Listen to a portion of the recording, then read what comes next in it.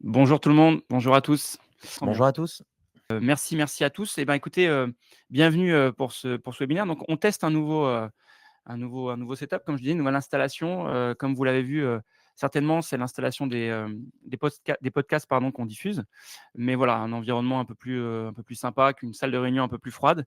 Je suis accompagné, d'Alexis, Bérindé, hein, donc l'un de mes associés, directeur technique et qui a piloté, le projet IA et le projet, User Portal, la nouvelle version User Portal qu'on va pouvoir vous montrer aujourd'hui. On va donc commencer par ça. Donc je vais, avant de vous diffuser mon écran, je vais réexpliquer, pardonnez-moi si, il y a que des gens qui savent ce que c'est, mais je crois pas. Ce qu'est User Portal. Donc User Portal, pour, rappel, donc c'est, le portail utilisateur, comme son nom l'indique, qui a été créé par Eoris, à la création d'Eoris, donc il y a plus de 6 ans maintenant et qui permet du coup, d'améliorer l'ergonomie, de l'utilisateur en interface self-service, donc l'interface vraiment demandeur, pour les utilisateurs de GLPI. Ça a été initié en fait parce que, GLPI a toujours été, un outil, extrêmement performant, mais c'est vrai qu'il avait une ergonomie, une UX qui était pas forcément optimale pendant longtemps. C'est pas en tout cas, c'était la remontée qu'on avait de beaucoup de nos clients et donc on s'est dit, sous l'autorisation évidemment de l'éditeur, hein, on s'est dit, «Très bien, il faut absolument qu'on développe une interface, utilisateur». Donc en tant que premier partenaire en France aujourd'hui, on s'est dit: «Très bien, l'interface, elle existe». Donc je vais vous la montrer pour ceux qui ne la connaissent pas, ceux qui ne l'ont pas. Il y en a encore qui potentiellement qui ne l'ont pas. Alors chez nos clients, je ne suis pas certain, mais ça arrive. Alors hop, je vais juste vous partager mon écran. Voilà. Logiquement, vous devriez voir l'écran.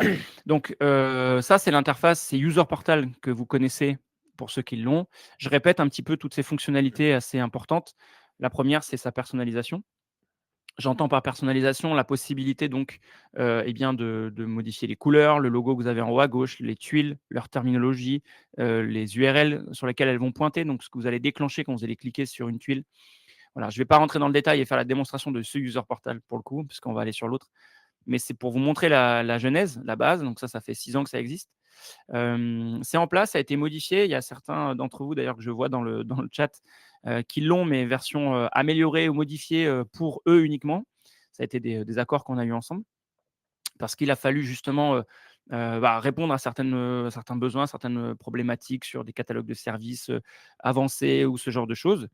Et tout ça a fait naître du coup des idées aussi de notre côté en se disant: «On va sortir une nouvelle version, améliorée avec une autre façon d'aborder, finalement le portail utilisateur». Donc sans plus attendre, je vais le partager tout de suite. Je vais vérifier que je suis sur le bon, oui. Hop, alors je vous repartage ça tout de suite. OK. Voilà, j'arrive dessus, donc ça va arriver. Voilà à quoi ressemble du coup le nouveau portail, utilisateur. Qu'on met à disposition. Alors, j'évince tout de suite une question qui est, hem, oui, mais GLPI 11 apporte déjà une nouvelle interface utilisateur, pour ceux qui l'ont vu et qui sont au courant. C'est vrai et ça ne changera rien. Déjà, ce que vous voyez là est compatible V10, V11, pour commencer et en plus de ça, c'est pas du tout incompatible. L'interface de base de GLPI que va proposer la V11 apporte déjà quand même effectivement des nouvelles fonctionnalités et rajeunit un petit peu tout ça. Mais là, nous, on a une vision différente. C'est un autre produit, en fait. Il faut le voir un petit peu comme ça. C'est un plus. Ça ne vient pas concurrencer ce qu'a fait Techlib, évidemment. On était au courant les uns les autres, hein, de ce qu'on faisait. Donc, forcément, on ne se tire pas dans les pattes. Ça n'a aucun intérêt. Donc, l'interface de la V11, d'ailleurs, qui est toujours en bêta, hein, que vous pouvez tester, vous verrez, apporte une vision peut-être un peu plus simplifiée. Là où nous, ce que vous avez sous les yeux, on va un petit peu plus loin dans la personnalisation. Quand je dis qu'on va un peu plus loin dans la personnalisation, c'est que déjà, vous l'aurez compris, donc là, je suis connecté. Alors, soyez indulgents, on est sur une phase de recette encore. Donc forcément, il y a, potentiellement des petits loupés à droite à gauche je sais pas, d'intitulé, de titre, voilà. Normalement, il n'y a rien qui est cassé, mais avec l'effet démo, sait-on jamais. C'est pas encore, c'est pour ça que je le précise, hein, c'est pas encore disponible. Ça sort officiellement, il y a pas de date, mais on va dire courant juin. En tout cas, courant d'été, maximum, ce sera en place.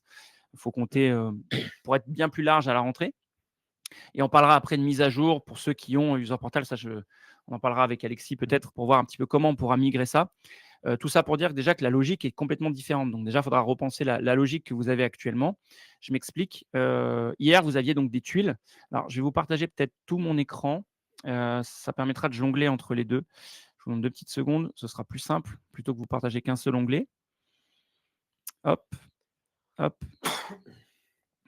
Je vais vous partager donc ma fenêtre Chrome. Voilà, ce sera plus simple. Donc, ce que j'étais en train de dire, c'est qu'avant, vous aviez donc ces fameuses tuiles qui permettaient donc, comme je vous le disais, hop, je décale ça, qui permettaient donc, d'être personnalisées et donc de pointer vers, différents menus divers et variés finalement. Là, l'idée, c'est que ces tuiles-là, vous allez les retrouver dans un menu en haut à gauche.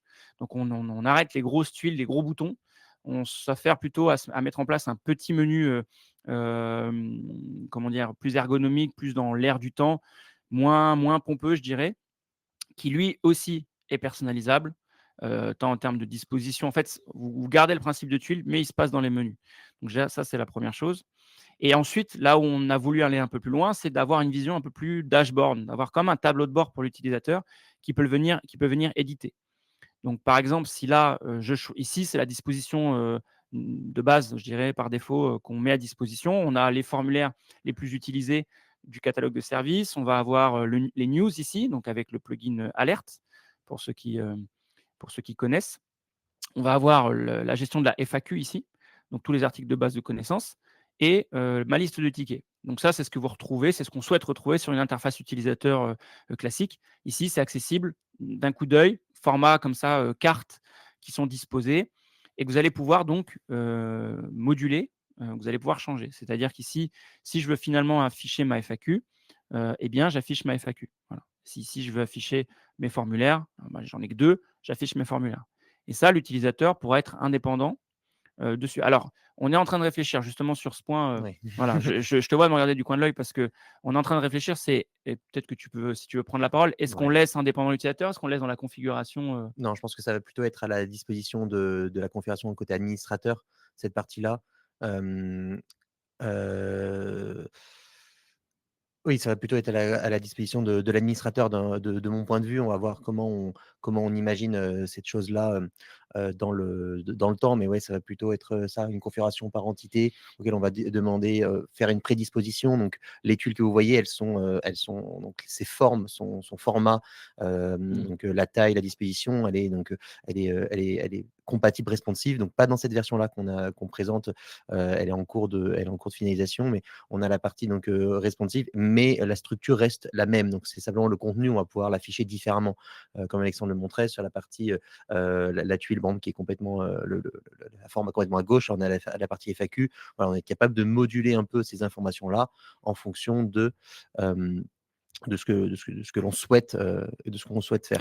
l'idée de base effectivement, c'était un peu l'idée côté commerce, et marketing, c'était de se dire: «On laisse l'utilisateur choisir». La problématique que ça donnait, c'est que, bah, ça peut être, en fait, l'utilisateur, s'il choisit vraiment ce qu'il affiche et que finalement il affiche plus grand chose parce qu'il ne sait plus ce qu'il a choisi, ça crée des problèmes, finalement où il y en a pas. Donc vaut mieux servir l'utilisateur avec quelque chose effectivement, enfin c'est en cours de réflexion, vous l'aurez compris, mais je pense qu'on voilà, même techniquement, c'est peut-être plus simple d'acter ça côté administration, de dire, bah, c'est l'administrateur par entité en revanche, pour les personnes ici et futurs qui ont une gestion multi-entité, c'est-à-dire, multi-services ou multi-clients, ou multi-filiales, au sein de GLPI, donc avec la gestion des entités dans GLPI, vous allez pouvoir quand même le personnaliser toujours pareil, par entité, hein.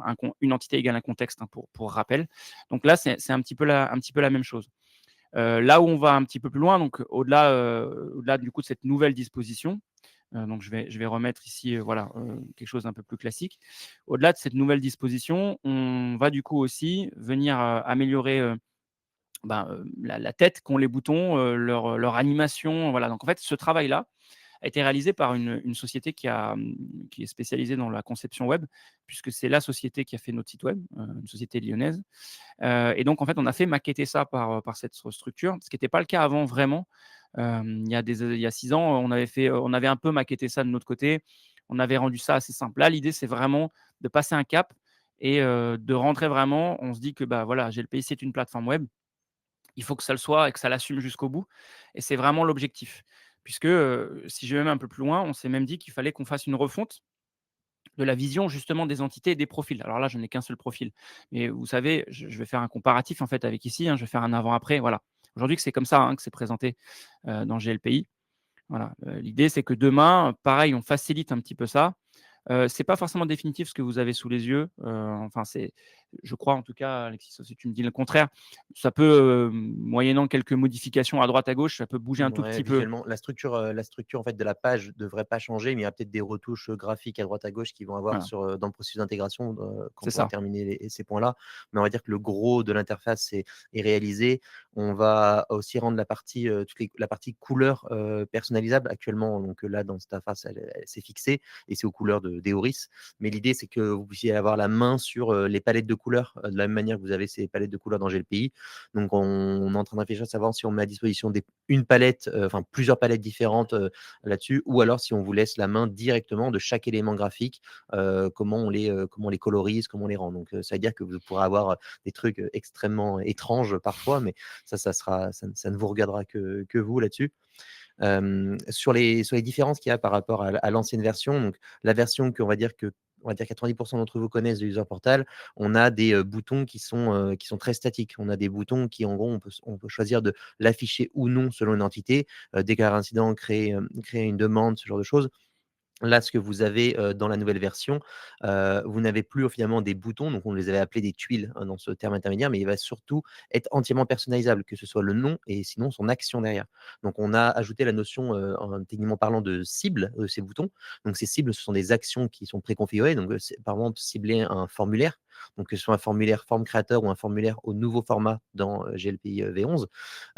Créer une demande donc qui affiche le catalogue des services, donc le catalogue des services qui est, graphiquement également revisité, dans cette, nouvelle interface. Mais vous allez surtout pouvoir mettre même des liens qui n'ont rien à voir avec, GLPI. Vous pouvez mettre des liens qui pointent vers votre SI. Donc GLPI avec, cette notion de dashboard, ce point d'entrée pourra, c'est quelque chose qui nous avait été, assez souvent demandé, être un point d'entrée, on va dire un peu, centralisé dans votre SI. Si c'était déjà, donc, pour ceux qui voilà, c'est pour ça qu'il y a vraiment cette notion de portail, un peu comme on l'avait à l'époque avec, avant le début des moteurs de recherche. On va avoir cette notion de portail centralisateur de l'information pour votre SI. Donc on va pouvoir ajouter, des liens internes à GPI ou des liens qui sont complètement externes. On a la possibilité également d'ajouter donc quand on va cliquer sur un lien, d'afficher le contenu, mais embarqué dans GLPI. La partie, par exemple, une iframe, simplement. Donc, il faut que, ça veut dire que l'application cible supporte les iframes. C'est de moins en moins le cas, mais pour les applications, c'est toujours le cas. On va pouvoir intégrer dans le GLPI. Donc, au même format que l'on le voit actuellement, en fait, là-dessus, on voit qu'il y a ce petit fil d'Ariane avec page d'accueil et créer une demande, donc qui est un rappel du nom du bouton. On va pouvoir avoir ce fil d'Ariane avec le nom du bouton que vous avez choisi et surtout à l'intérieur, la page de contenu qui va être intégrée. Donc, cette page de contenu, du coup, ça va être soit donc, un lien externe, donc dans ce cas-là, on ne voit plus du tout le portail, soit c'est une intégration avec une iframe, on va pouvoir le voir directement dans la page. Exactement, pour ceux qui, ont accès par exemple à notre support ou même, avec qui on l'a réalisé en projet. Quand, sur notre support, vous allez sur vos tableaux de bord, c'est une iframe d'un Metabase par exemple, qui est un outil de BI, hein, open source, qui permet d'intégrer en fait, aujourd'hui vos statistiques, vos contrats chez nous et cetera. Ben, c'est un peu le même principe, mais de manière un peu plus intégrée, quoi. Voilà. Alexis en a parlé, donc je suis allé dessus en même temps, sur effectivement la revue aussi de ce catalogue de services. Ça pour nous, c'était un vrai enjeu. Je remonte, pareil, je vais faire l'avant-après. Je remonte un petit peu, voilà, à quoi il ressemblait actuellement en tout cas. Donc déjà ça, il a été remodelé, hein, parce que si on va vraiment, sans user portal, là je vais pas faire, ce travail-là plutôt aujourd'hui. Je pars du principe que vous savez déjà, par exemple utiliser GLPI Form Creator. Je rappelle, pardon, je ne l'ai pas précisé pour ceux qui ne connaissent pas GLPI, qui sont ici, ou qui, savent pas trop là, vraiment de quoi on parle ou qui ont pas l'historique de tout ça, n'hésitez pas à nous contacter, hein, Eoris. Pour, voilà, qu'on reprenne tout de zéro, qu'on vous explique correctement les choses et qu'on puisse, avancer sur tout ça. Voilà. Hem, donc je disais que User Portal, déjà, on avait, eu cette revue-là de catalogue de services, donc qui ressemblait à ça. Vous vous souvenez, avec l'intégration après du formulaire. Je mentionne aussi quelque chose d'important, Alexis l'a dit, on ne peut pas l'esquiver, c'est évidemment, l'arrivée avec la V11, plutôt la sortie de Form Creator. Puisque la V11 va intégrer nativement, les formulaires. On n'aura plus le plugin Form Creator.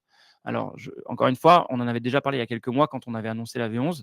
Il y a eu beaucoup de questions sur la transition, hein, justement des formulaires de form creator vers les formulaires V11 intégrés. C'est toujours la même réponse, à savoir que c'est bien, ça c'est la chose prise en charge et bien pensée par l'éditeur. On est en train de tester, et peut-être avec certains d'entre vous d'ailleurs, justement des migrations V10 vers V11 avec des volumes de formulaires importants et des cas bien spécifiques pour nous tester côté EURIS. Pour l'instant, nous, on s'engage en rien à l'heure où on parle pour vous dire oui, c'est sûr, ça se passe super bien. Ça finira par se passer bien, c'est une certitude. Mais pour l'instant, on teste. Voilà, on teste, on essuie des plâtres. Voilà, donc je referme cette parenthèse, mais c'est quand même assez important. Je sais que c'est une inquiétude dans ce monde-là, donc voilà, forcément, c'est ce qui est logique. Mais voilà, tout ça pour dire qu'on avait cette intégration qui ressemblait à ça. Là, demain, du coup, avec la nouvelle interface User Portal, on a du coup une intégration qui est différente, puisque, en fait, on intègre tout dans la même page. C'était vraiment notre volonté. C'était tout intégré dans la même page et pouvoir avoir, toujours pareil, hein, mon catalogue de services qui est remodelé. On le voit ici, hein, même en termes de logo et cetera, c'est plus léché, c'est plus joli, c'est plus, moderne, je dirais. On permet de s'y retrouver. On a la barre de recherche qui est en haut à droite ici, directement, et après, j'ai mon formulaire qui va s'intégrer. Voilà, je parlais de l'effet démo, parfait, je suis en plein dedans. Mon formulaire ne s'affiche pas, c'est marrant, il s'affiche juste avant. Bon, c'est pas grave, mais il faut Mmh. imaginer Faut que actualiser. faut que j'actualise. Des fois. Faut imaginer qu'il s'affiche directement, ah bah, voilà. Faut imaginer qu'il s'affiche directement, à l'intérieur ici et pas une page externe. Donc, vous l'aurez compris, l'idée c'est qu'on sorte jamais vraiment du portail et qu'on soit directement dedans. Ici, que le carré s'agrandisse ou que d'ailleurs je sais pas, Alexis, je me rappelle plus, pardon, techniquement le choix qui a été fait. Si j'ai un grand formulaire, est-ce que c'est un scroll interne au sein de ce bloc-là? Ou est-ce que c'est un bloc qui s'allonge automatiquement? Pour moi, ça va être le bloc blanc qui va s'allonger. OK. Sinon, en fait, le scroll interne ne sera pas forcément extrêmement Oui, visible. oui, mais je sais Côté plus ce qui expérience avait été utilisateur, décidé. ça va être, cette partie-là où on va plutôt étirer la page plutôt que OK. ouais. OK.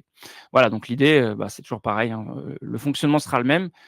Est-ce que Alexis, tu peux, peut-être donner une explication, technique de comment on a intégré et comment on va intégrer, justement ces formulaires-là, au sein de cet outil-là? Hem, Concrètement et techniquement parlant, c'est quoi qu'il y a derrière là, sous le capot? Ah, sous le capot, en réalité, donc là, on a une interface complètement revue, avec du Vue.js, donc fait par l'agence avec laquelle on travaille, et donc tout est interconnecté. Du coup, vu que c'est de la partie, du Vue.js, c'est derrière, que des API derrière. Donc on a un contrôleur, en fait, on a plusieurs contrôleurs, en fait, qui vont répondre pour toute la partie personnalisation de la page, à quoi va ressembler. Donc là, typiquement, quand on charge la partie request, donc le catalogue des services, on va aller interroger, côté contrôleur, on va l'interroger pour récupérer le catalogue de services et ainsi que enfin, ouais, la partie catégorie et la partie formulaire qui est concernée. Donc, on a ça pour la partie créer une demande, on a la même chose pour la partie FAQ. Là, structurellement, dans GLPI, Mmh. c'est le même fonctionnement. Donc ça, c'est comme ça. Et finalement, quand on va ouvrir finalement une demande, par exemple, la demande de matériel qui est affichée, on va aller charger simplement en Ajax la structure HTML du formulaire pour l'intégrer dans la page.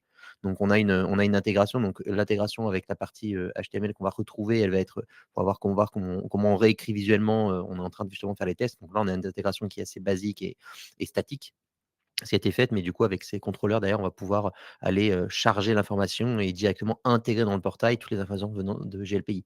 Et ça va concerner donc là le partie catalogue de services, mais tout autant la barre de menu. Donc cette barre de menu, c'est en fait finalement c'est nos boutons qu'on avait avant. Donc barre de menu qui va être extensible en fonction du nombre de boutons et surtout qui va changer en fonction de ce que l'on va pouvoir choisir. Donc quand on parlait que ces boutons ils étaient statiques à l'époque, donc là ils sont personnalisables en fonction du contenu, mais ils sont surtout aussi filtrables en fonction de mon utilisateur, si je suis membre d'un groupe, si j'ai tel profil ou tel profil. Donc, en fonction de ça, en fait, les boutons vont être cachés, invisibles. Ils vont se propager éventuellement d'une entité à une autre. Donc, avec la notion de parent-enfant dans la structure d'entité, on va pouvoir éventuellement configurer les boutons les plus standards pour tout utilisateur à la racine, une entité racine, par exemple, et finalement faire de la configuration plus bas niveau, donc à des entités plus, on va dire, enfants, donc toute la chaîne parent-enfant des entités, pour aller configurer des boutons supplémentaires propres à une activité donnée dans une entité. Donc là, on va pouvoir ajouter le bouton, ils seront visibles que par cet utilisateur-là avec ce fonctionnement-là. Ce qui va permettre de découper finalement toute cette barre de menu et qu'elle soit configurable et surtout très souple selon à la fois l'utilisateur et finalement selon le contexte de l'utilisateur. Si je suis dans l'utilisateur, un utilisateur, un administrateur mais dans le contexte, d'une demande RH parce que mon GPI sert à la fois de demande entrante pour du RH et de demande, par exemple, demande de matériel. On va selon le contexte dans lequel je me trouve, je vais pouvoir avoir des boutons qui vont être, très différents et surtout ça va être très très fluide pour l'utilisateur. Mmh. Donc, lui, il verra que ce qu'il a besoin de voir. Il aura pas l'effet où il clique sur un bouton et derrière, c'est Ouais, vide. Voilà, donc il y a vraiment cette volonté. C'est quelque chose qui avait été, pas mal demandé de pouvoir dire: «Bon, bah, ce bouton, je veux pas le voir dans ce contexte-là». Donc exactement. voilà, donc un bouton, il va être complètement être cacheable, selon un profil ou simplement, bah, sur cette entité-là, je veux pas le voir, mais par contre, sur toutes les entités en vente, je veux continuer à le voir. Alors on a toute cette, il y a tout un workflow, une possibilité de configuration qui va permettre justement d'avoir ça et donc là, c'est, sur cette brique-là, c'est la partie, back-end, la partie contrôleur qui va aller, nous donner, l'information, de ce qui se passe là-dedans. Donc tout ça, c'est cette partie-là, donc la partie back de User Portal et donc c'est User Portal Plus, du coup, c'est cette variante-là, c'est la partie, migration dont on va évoquer, qu'on va évoquer plus tard. C'est, donc sur User Portal, Plus, on a toute la partie, back office, donc dans GLPI qui est entièrement terminée, cette partie-là et donc maintenant il nous restait la partie cosmétique, celle de l'interface elle-même, celle qui est je dirais qui est la plus attirante, celle qu'on voit en fait, immédiatement quand on se connecte et donc c'est celle-là où justement on est en train de brancher, de terminer, on va dire le branchement entre, le front et le back, pour toutes ces informations-là. Parfait, merci beaucoup. Donc vous l'aurez compris, c'est la logique, utilisateur qui nous intéresse, toujours, même 6 ans après et l'amélioration de ça. Mais d'ailleurs, je le répète, hein, c'est exactement là aussi la volonté de Techlib avec l'outil GLPI, puisque c'est aussi, une vision qu'ils ont et qu'ils améliorent, au fur et à mesure. Voilà, bon, on n'est pas là encore une fois pour faire toute une description de la V11, mais voilà, je répète aussi, hein, que je rassure bien, c'est que ça c'est complètement décorrélé de la sortie de la V11. Ce que vous avez sous les yeux, c'est adaptable dès aujourd'hui, on va dire dès demain plutôt, avec, les V10 que vous avez, et après-demain, on va le dire comme ça, avec les V11 que vous aurez. Voilà. Oui, c'est déjà en fait, User Portal Plus, c'est déjà on va dire, GP11 ready. On est déjà, capable d'avoir en fait, si on est sur une V11, on va déjà pouvoir configurer une cible qui ne sera plus des cibles, des formulaires form créateurs, mais ce sera des formulaires internes GLPI. De la même manière pour, les on a la partie formulaire, on a la partie métiquet auquel pareil, on se rebranche avec il y a quelques changements, côté V11. Donc en fait, tout est déjà pré-câblé et faisable en fait en V11. Donc là-dessus, en fait, on a voulu anticiper et donner un coup de frais en même temps. Exactement. Pour cette partie-là, on a fait à peu près le tour. On va passer à la partie IA. Je ne sais pas si vous avez des questions. J'ai juste arrêté de partager mon écran 2 petites secondes peut-être pour revenir sur le live. Bonjour à ceux qui sont arrivés entre-temps. Hem, je ne sais pas si vous avez des questions, là-dessus, des interrogations, des inquiétudes ou je ne sais quoi. N'hésitez pas à les poser. On sera aussi toujours là pour y répondre, plus tard si au besoin évidemment. Écoutez, je vous remercie. Je pense qu'on peut terminer là, à mon avis. Est-ce qu'il y a d'autres choses à ajouter, Alexis ou pas? Non, moi de mon Non, c'est côté, bon? on a évoqué tous les sujets. OK, très bien. Parfait. Et ben, écoutez, je vous remercie. Merci à tous, pour votre participation. Merci Samra, je vois que tu es là aussi. Je vous souhaite à tous une excellente, journée. Merci de nous avoir écoutés et puis, à bientôt. Merci à Merci à tous. tous. Au revoir.